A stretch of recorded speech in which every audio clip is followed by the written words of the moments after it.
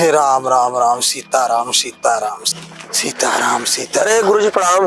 तथास्तु बच्चा। अरे गुरुजी कुंभ नहाय का आइए। हाँ आए तो गए वे उते ही। कहो गुरुजी, इतना वो भगदड़ मची का कही थे कुंभों में, कैसे तू बच गया राजू? का कहे वह भगदड़ हो गई रही के रहा बताए से राजू पगल यह का जवन उत्तम व्यवस्था रही जवन फोर्स लगी रही और इतना मैं मनइन के हर प्रकार का सुविधा वहाँ उपलब्ध बा। कैसे कहा था जवन भगदड़ हो गई अरे बचब न इतना बढ़िया से हम स्नान किया और स्नान कर बहरे निकले और आराम से चला आवत है कोनो प्रकार की समस्या ना। हम सुने हैं कि बड़ी भगदड़ मर्जी बहुत लोग खत्म हो गए और व्यवस्था सही नहीं आई रही।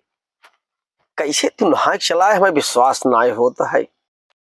का कहे भगदड़ ते राजू ने तो जहाँ 18-10 करोड़ मनई एक साथ नहीं वहां थोड़ी बहुत दुर्व्यवस्था हो जात है समझा। लेकिन तोहरी के न्याय मनई ऐसा रही ने तो समझ लोग राई पहाड़ बना दे ही समझा।